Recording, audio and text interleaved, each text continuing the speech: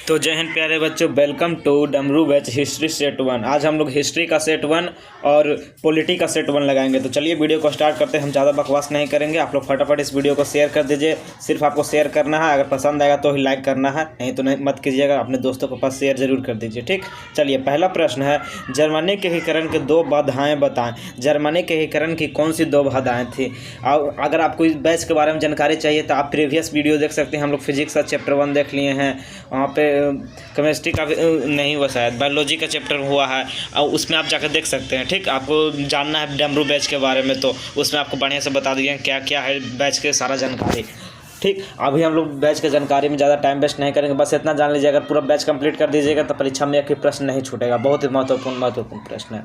तो जर्मनी के एकीकरण के 2 बाधाएँ कौन कौन सी थी? पहला था कि भिन्न राज्यों के बीच आपसी राजनीतिक और सांस्कृतिक मतभेद। जर्मनी था ना, अलग अलग राज्यों में टूटा हुआ था और सभी राज्यों में आपस में मतभेद था, आपस में तनातनी का माहौल था, ठीक। जैसे अभी भारत के कितना राज्य है? टोटल 28 राज्य है, लेकिन देश एक ही है भारत। वैसे जर्मनी था ना, उसे टोटल बहुत सारे राज्यों में टूटल था जर्मनी, और इसलिए जर्मनी का एकीकरण किया गया था क्योंकि बहुत सारे राज्यों में टूटा हुआ था और सभी में आपस में मतभेद था, आपस में तनातनी का माहौल रहता था, ठीक। चलिए दूसरा क्या लिखेंगे? ऑस्ट्रिया और प्रूसिया का विरोध। ऑस्ट्रिया और फ्रांस का विरोध, जो जर्मनी के एकीकरण के खिलाफ थे। जो उसके बगल का देश था, पड़ोसी देश ऑस्ट्रिया और फ्रांस, वो जर्मन नहीं चाहता था कि जर्मनी का एकीकरण हो, ठीक। क्योंकि अगर एकीकरण हो जाता तो जर्मनी भी मजबूत हो जाता।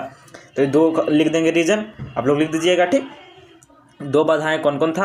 पहला था आपसी मतभेद और दूसरा था पड़ोसी देशों का विरोध, ठीक। चलिए अगला प्रश्न है, हो ची मिन्ह मार्ग की क्या उपयोगिता थी?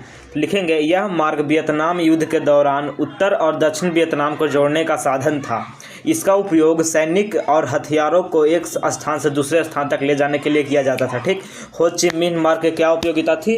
तो ये दोनों वियतनाम को, दक्षिण वियतनाम और उत्तरी वियतनाम को आपस में जोड़ता था और सैनिक और हथियारों को एक स्थान से दूसरे स्थान तक ले जाया जाता था इसी मार्ग के जरिए, ठीक।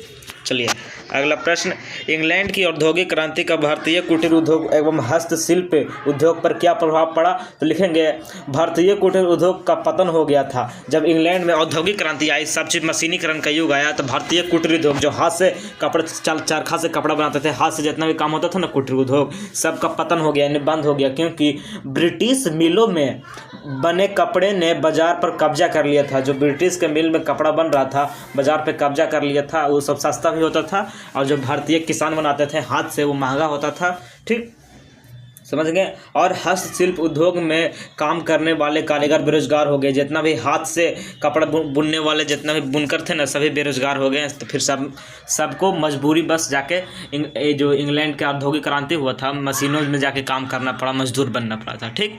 तो समझ गए इंग्लैंड के औद्योगिक क्रांति का भारतीय कुटीर उद्योग पर क्या प्रभाव पड़ा? कुटीर उद्योग पर प्रभाव पड़ा, कुटीर उद्योग पूरा ठप हो गया। हस्तशिल्प उद्योग पर भी क्या प्रभाव पड़ा? हस्तशिल्प उद्योग करने वाले सारे कारीगर बेरोजगार हो गए, ठीक। चलिए अगला प्रश्न है, शहरीकरण का मध्यम वर्ग पर क्या प्रभाव पड़ा? शहरीकरण का मध्यम वर्ग पर क्या प्रभाव पड़ा? तो शहरीकरण का मध्यम वर्ग का यह प्रभाव पड़ा कि मध्यम वर्ग का विकास हुआ और नए पेशे, वकील, शिक्षक और व्यापारी उभरे। पहले मध्यम वर्ग क्या था कि नॉर्मल सब खेती करता था, ठीक। लेकिन फिर जब शहरीकरण हुआ तो मध्यम वर्ग के लोग पढ़ने लिखने लगे, वकील बने, शिक्षक बने, व्यापारी बने, शिक्षा और संस्कृति की जागरूकता बढ़ी, ठीक। इतना लिख देंगे, 2 नंबर मिल जाएगा। सभी लघु उत्तरीय प्रश्न। चलिए अगला, खिलाफत आंदोलन का क्या कारण था? तो लिखेंगे, तुर्की के खिलाफा को हटाने के लिए और उनके क्षेत्रों को विभाजित करने के खिलाफ भारतीय मुसलमान का विरोध है। यह आंदोलन भारतीय स्वतंत्रता संग्राम का एक हिस्सा बन गया था, ठीक। खिलाफत आंदोलन का क्या कारण था? तो तुर्की के जो खलीफा पद था उसको हटाया जा रहा था और उनके क्षेत्रों को विभाजित किया जा रहा था तुर्की में। इसलिए जो गांधी जी के समर्थन में भारतीय मुसलमान अंग्रेजों का विरोध करने लगे, ठीक। प्रथम विश्व युद्ध समाप्त होने पर जो तुर्की था, तुर्की पे अंग्रेजों का शासन हो गया था, अंग्रेज जीत गया था तुर्की को प्रथम विश्व युद्ध में, और तुर्की में से खलीफा पद को हटा दिया था। जो खलीफा होता है उसको हटा दिया और उनके क्षेत्रों को विभाजित करने लगा था। इसी के विरोध में भारतीय मुसलमानों के द्वारा आंदोलन किया गया था। यह आंदोलन भारतीय स्वतंत्रता संग्राम का हिस्सा बन गया था। क्यों? क्योंकि इसका जो नेतृत्व था महात्मा गांधी कर रहे थे। क्यों कर रहे थे? ताकि हिंदू मुस्लिम के बीच भाईचारा बढ़ सके, ठीक। चलिए अगला प्रश्न है, असहयोग आंदोलन क्यों वापस लिया गया?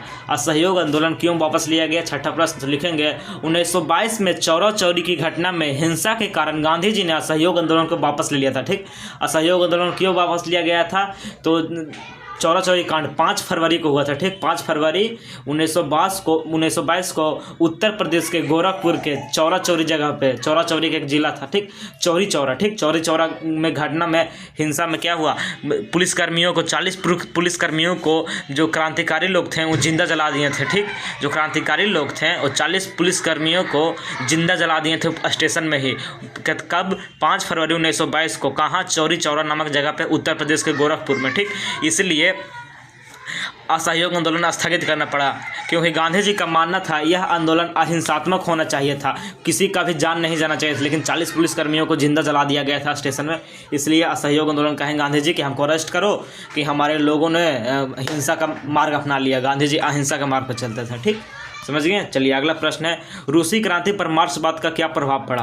तो लिखेंगे रूसी क्रांति ने कार्ल मार्क्स के सिद्धांतों को अपनाया और समाजवाद की नींव रखी। इसका परिणाम सोवियत संघ का स्थापना और पूंजीवाद व्यवस्था का अंत हुआ। ठीक, जो रूस था उसने कार्ल मार्क्स के विचारों को उस पर बहुत प्रभाव हुआ, कार्ल मार्क्स के सिद्धांतों को अपनाया। इसलिए आज आप लोग देख सकते हैं रूस कितना शक्तिशाली राष्ट्र है, अमेरिका से भी ज़्यादा शक्तिशाली है और बहुत बड़ा इसका क्षेत्र भी है। ठीक, क्योंकि इसने कार्ल मार्क्स के विचारों को, सिद्धांतों को अपनाया था। ठीक, समझे? रूसी क्रांति के कार्ल मार्क्स पे क्या प्रभाव, कार्ल मार्क्स का जो प्रभाव था रूस क्रांति पे क्या था? तो रूसी क्रांति में कार्ल मार्क्स के सिद्धांतों को अपनाया गया था और समाजवाद की नींव रखी गई थी। ठीक, चलिए अगला है, यूटोपियन समाजवादी विचारधारा क्या है? तो लिखेंगे यूटोपियन समाजवादी विचारधारा एक आदर्श समाज की परिकल्पना है जहां समानता और सामाजिक न्याय हो। इनमें समाज में संपत्ति और संसाधन का समान वितरण किया जाता है। ठीक, तो यूटोपियन समाजवाद जो था, कार्ल मार्क्स के पहले का समाजवाद को यूटोपियन समाजवाद कहा जाता है, जिसका प्रमुख विचारधारा क्या था? समाजवादी विचारधारा एक आदर्श समाज की स्थापना करना था जिसमें सभी को समान अधिकार दिया जाए। ठीक, सभी को समान रूप से वितरण किया जाए, सब संपत्ति, सभी संसाधन। लेकिन जो वैज्ञानिक समाजवाद था उसमें कहा नहीं, सभी को समान नहीं मिलेगा, जो पहले से अमीर है उसको नहीं मिलेगा, जो गरीब है उसको मिलेगा। यानी देखिए ना, यूटोपियन समाजवाद कहता है कि मान लीजिए हमारे पास गरीब है, इसके पास इतना है, ये अमीर है, इसके पास इतना है। ठीक, तो यूटोपियन समाजवाद है जो कार्ल मार्क्स के पहले का समाजवाद कहता था ना कि ठीक है, इसको भी इतना दो और इसको भी इतना दो, गरीब हो चाहे अमीर सबको बराबर मिलेगा। लेकिन जो कार्ल मार्क्स के बाद का वैज्ञानिक समाजवाद है उसने कहा नहीं, ऐसा नहीं होगा, दोनों को बराबर नहीं मिलेगा, ये कम है इसको ज़्यादा मिलेगा, ये पहले ही से ठीक ठाक है इसको नहीं मिलेगा। ये कहता है समाजवाद नहीं, वैज्ञानिक समाजवाद। ठीक, यूटोपियन समाजवाद में सभी को बराबर अधिकार दिया जाता है, लेकिन वैज्ञानिक समाजवाद में जो गरीब है, जो पिछड़ा हुआ है, उसको ज़्यादा दिया जाता है, अमीरों को कम दिया जाता है। ठीक, तो समझ गए, यही समता समानता भी इसे कहा जाता है। अगला है, जर्मनी के एकीकरण की मुख्य बाधाएं क्या थी? तो जर्मनी में अलग अलग स्वतंत्र राज्यों के बीच आपसी मतभेद था, ऑस्ट्रिया और फ्रांस का विरोध था जो जर्मनी के एकीकरण के खिलाफ थे। ये क्वेश्चन रिपीट हुआ है, बहुत ही महत्वपूर्ण क्वेश्चन है। ठीक, चलिए ये तो पहले ही हम समझा दिए हैं।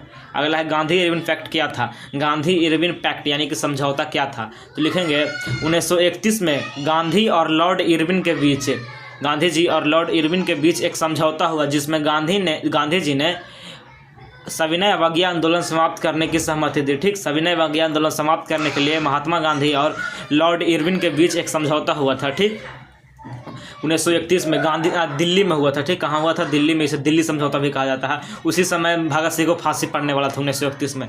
ठीक, जब गांधी जी समझौता किए थे उसी समय। ठीक, बदले में ब्रिटिश सरकार ने कैदियों को रिहा करने और भारतीय को अधिकार पर चर्चा करने का वादा किया। ठीक, भारतीयों का जो अधिकार होता है उस पर चर्चा करने का वादा किया और जो भारतीय के जो क्रांतिकारी लोग थे उसको कैदी बनाया था, उसको रिहा करने के लिए कहा। लेकिन भगत सिंह, राजगुरु सुखदेव को रिहा नहीं किया था। गांधी जी कितनों कहते रह गए थे लेकिन उनको रिहा नहीं किया था और उनको फांसी पर चढ़ा दिया था। ठीक, समझ गए। गांधी इरविन पैक्ट क्या था? 1931 में दिल्ली में गांधी जी और इरविन के बीच, इरविनवा के बीच क्या हुआ था? समझौता हुआ था। ठीक, समझ गए। आगे चलते हैं। अगला, ब्रिटेन वुड्स सम्मेलन का मुख्य उद्देश्य क्या था? ब्रिटेन वुड्स सम्मेलन का मुख्य उद्देश्य क्या था? तो लिखेंगे ब्रिटेन वुड्स सम्मेलन का मुख्य उद्देश्य द्वितीय विश्व युद्ध के बाद वैश्विक आर्थिकता स्थिर स्थिरता स्थापित करना था। ठीक, जो वैश्विक मतलब पूरा विश्व में आर्थिक स्थिरता आ गया था उसको स्थापित करना था। आर्थिक स्थिरता मतलब कि सभी का जो पूरा विश्व में प्रभाव पड़ा था ना, पूरा पलट गया था, आर्थिक मांदी आ गया था। पूरा द्वितीय विश्व युद्ध के बाद सभी देशों का एकदम लर्जर हो गया था, पूरा व्यवस्था ठप हो गया था। उसी के ब्रिटेन वुड्स सम्मेलन का मुख्य उद्देश्य द्वितीय विश्व युद्ध के बाद जो वैश्विक आर्थिक स्थिरता स्थापित करना था। पूरा विश्व में आर्थिक यानी कि पैसों को लेकर के स्थिरता आए, कोई जब गुटों का निर्माण हो रहा था सब बंद करना था। ठीक, इस सम्मेलन में अंतर्राष्ट्रीय मुद्रा और विश्व बैंक की स्थापना की गई। ठीक, जिससे देशों के बीच आर्थिक सहयोग बढ़े और आर्थिक संकटों का प्रबंधन किया जा सके। ठीक, तो समझ गए। पूछा गया है ब्रिटेन वुड्स सम्मेलन का मुख्य उद्देश्य क्या था, तो लिख दीजिएगा ब्रिटेन वुड्स सम्मेलन का मुख्य उद्देश्य द्वितीय विश्व युद्ध के बाद वैश्विक आर्थिक स्थिरता स्थापित करना था। आर्थिक स्थिरता। ठीक, इस सम्मेलन में अंतर्राष्ट्रीय मुद्रा कोष विश्व बैंक की स्थापना की गई जिससे देशों के बीच आर्थिक सहयोग बढ़े। ठीक, और कब हुआ था ब्रिटेन वुड्स सम्मेलन 45 में हुआ था। ठीक, याद रखिएगा 1945 में। इसी समय विश्व बैंक का स्थापना हुआ था और अंतर्राष्ट्रीय मुद्रा कोष का भी स्थापना हुआ था। ठीक, चलिए इसी के साथ हमारा हिस्ट्री खत्म होता है। अब हम लोग देखते हैं पॉलिटी का प्रश्न। देखिए पॉलिटी का सेट 1 का पहला प्रश्न है, पंचायती राज के त्रिस्तरीय संस्थाओं का नाम बताएं। तो पंचायती राज के त्रिस्तरीय संस्था कौन कौन है? पहला है ग्राम पंचायत, दूसरा है पंचायत समिति। ग्राम पंचायत होता है पंचायत के स्तर पर। ठीक, पंचायत समिति होता है ब्लॉक स्तर पर, जिला परिषद होता है जिला के स्तर पर। ठीक, तो पंचायती राज के त्रिस्तरीय प्रणाली यही है। ठीक, चलिए अगला प्रश्न है, समवर्ती सूची से आप क्या समझते हैं? तो लिखेंगे समवर्ती सूची में वह विषय शामिल होते हैं जिन पर केंद्र और राज्य दोनों सरकारें कानून बना सकती है। उदाहरण के लिए शिक्षा, वन, विवाह, बिजली। ठीक, इसका 1 नंबर मिलेगा, इसका 1 नंबर मिलेगा, टोटल मिलेगा कितना? 2 नंबर। ठीक, चलिए समझ गए। समवर्ती सूची में वैसे विषय को शामिल किया गया है जिस पे केंद्र और राज्य दोनों मिलकर कानून बनाते हैं, जैसे शिक्षा हो गया, वन हो गया, विवाह हो गया, बिजली हो गया। ठीक, अगला है अंतर्राष्ट्रीय राजनीतिक दल किसे कहते हैं? लिखेंगे राष्ट्रीय राजनीतिक दल। राष्ट्रीय राजनीतिक दल वह होता है जिससे देश में कम से कम 4 राज्यों में मान्यता प्राप्त होता है। राष्ट्रीय राजनीतिक दल वह होता है जिसमें कम से कम देश के 4 राज्यों में उसे मान्यता प्राप्त होता है। जैसे बीजेपी हो गया राष्ट्रीय राजनीतिक दल है, कांग्रेस राष्ट्रीय राजनीतिक दल है, कम से कम 4 राज्यों में इसको मान्यता प्राप्त है। लेकिन जो हमारा आरजेडी है इसको बस बिहार और झारखंड में मान्यता प्राप्त है, कानून नहीं है। ठीक, यानी कि इसका बस 2 गो हो गया, लेकिन जब 4 गो हो जाएगा तो ये भी राष्ट्रीय राजनीतिक दल बन जाएगा, आरजेडी भी। ठीक, देखिए अगला है, लिखेंगे राष्ट्रीय राजनीतिक दल वह होता है जिससे देश में कम से कम 4 राज्यों में मान्यता प्राप्त हो। इसकी पहचान पूरे देश में होती है, जिससे भारतीय राष्ट्रीय कांग्रेस और भारतीय जनता पार्टी। ठीक, चलिए अगला प्रश्न है, दल बदल कानून किस पर लागू होता है? तो लिखेंगे दल बदल कानून उन सांसदों और विधायकों पर लागू होता है जो अपने राजनीतिक दल को छोड़कर दूसरे दल में शामिल हो जाते हैं। यह कानून 1985 में संविधान की 52वीं यानी 52 यानी 52वीं संशोधन द्वारा लागू किया गया था। ठीक, 1985 में संविधान का 52वीं संशोधन द्वारा दल बदल कानून को लाया गया था। ठीक, चलिए अगला प्रश्न, सत्ता का क्षैतिज वितरण क्या है? 2 चीज़ होता है, सत्ता का क्षैतिज वितरण, एक होता है सत्ता का ऊर्ध्वाधर वितरण। क्षैतिज वितरण क्या है समझिए। सत्ता का क्षैतिज वितरण का मतलब है कि सत्ता को विभिन्न अंगों के बीच बांटा जाना, जैसे कार्यप्रणाली, विधायिका और न्यायपालिका। कार्यपालिका, विधायिका और न्यायपालिका। ठीक, सत्ता का क्षैतिज वितरण कौन कौन है? कार्यपालिका जिसे कहते हैं हम लोग जो कार्यपालिका, विधायिका और न्यायिका। कार्यपालिका जो कानून को पालन करवाता है। ठीक, जैसे में हो गया कानून को पालन करवाने वाले लोग। विधायिका जो कानून बनाता है और न्यायपालिका जो न्याय करता है। कार्यपालिका होता है कानून पालन करवाने वाले, जैसे पुलिस हो गया, क्या कानून पालन करवाता है, पुलिस दंड नहीं देता है। अगर कोई कानून, विधायिका का काम है कानून बनाना, विधायिका कानून बनाएगा, कार्यपालिका को देगा, कार्यपालिका का काम है कानून को सभी लोगों में मनवाना। अगर कोई नहीं मानता है तो उसको ले जाएगा न्यायपालिका के पास, न्यायपालिका उसको दंड देगा। न्यायपालिका मतलब कोर्ट जो होता है ना, वो दंड देगा। ठीक, विधायिका मतलब जो नेता संसद होता है, कार्यपालिका जो पुलिस वगैरह जो होता है ना, जो डीएम वगैरह जो जितना भी पद होता है ना, इधर डीएम, एसपी, डीएसपी सब क्या होता है कार्यपालिका में, कार्यपालन करवाना। विधायिका में जितना भी नेता मंत्री होता है, और न्यायपालिका में जितना भी कोर्ट कचहरी वाले लोग हो गए ना सब।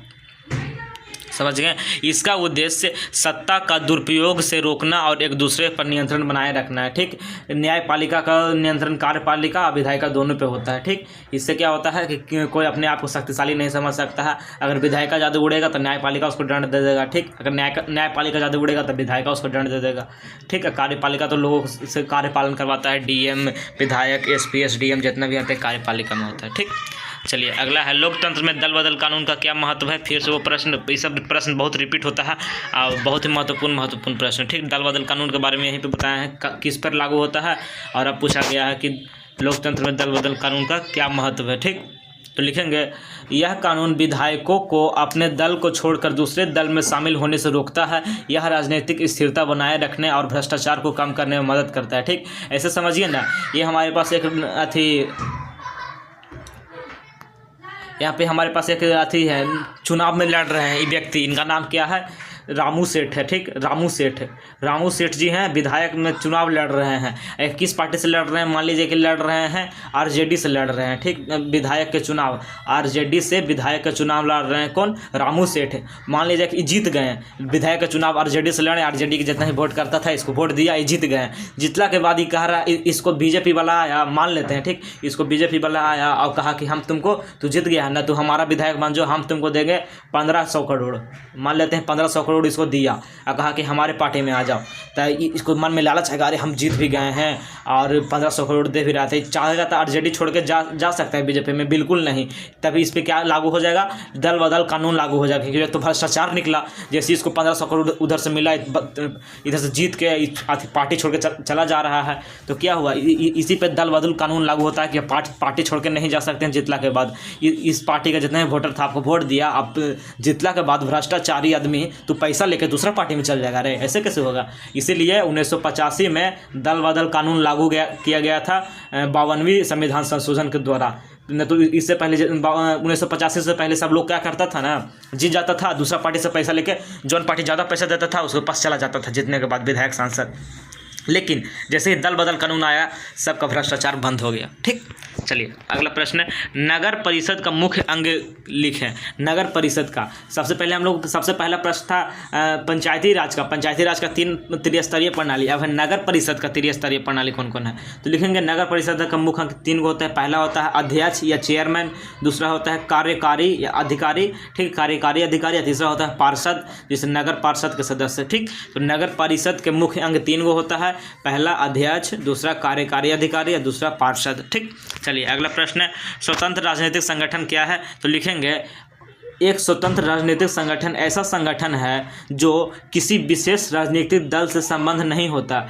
यह स्वतंत्र रूप से अपने उद्देश्यों और कार्य के आधार पर कार्य करता है। ठीक, तो स्वतंत्र राजनीतिक संगठन समझ गए, एक ऐसा राजनीतिक संगठन जो वोट तो लड़ता है लेकिन किसी पार्टी की तरफ से नहीं, अपना स्वतंत्र होता है और जीतता है और कार्य करता है लोगों के विकास के लिए। ठीक, जैसे पार्टी होता है बीजेपी, आरजेडी, भाजपा, तो बीजेपी हो गया, और कांग्रेस वगैरह जितना ही पार्टी से नहीं लड़ेगा, स्वतंत्र रूप से लड़ेगा और जीतेगा, काम करेगा, उसे कहते हैं स्वतंत्र राजनीतिक संगठन। ठीक, तो उम्मीद करते हैं आप समझ गए होंगे। आज के लिए इतना ही। आज हम लोग हिस्ट्री और पॉलिटी का प्रश्न देखें। अगर वीडियो अच्छा लगा तो इस वीडियो को लाइक कीजिएगा, अगर अच्छा लगा तब वही लाइक कीजिएगा, ठीक। कहाँ पे कुछ क्या नहीं समझ में आया है कमेंट करके बताइएगा। आपको क्या चाहिए, किस विषय का कौन सा चीज़ नहीं समझ में आया पूरे सिलेबस में, पूरा क्लास 10th में, क्या डर लग रहा है अभी एग्ज़ाम का समय में, एग्ज़ाम में मात्र 29 डेज बचा है, तो आपको क्या चाहिए अभी 29 दिनों में, आप लोग जरूर कमेंट करके बताइएगा। हम आपके लिए पूरा लाने का प्रयास करेंगे। मिलते हैं आपसे नेक्स्ट वीडियो में। इस वीडियो को अपने दोस्तों के पास जरूर शेयर कीजिएगा। तब तक के लिए जय हिंद, वंदे मातरम।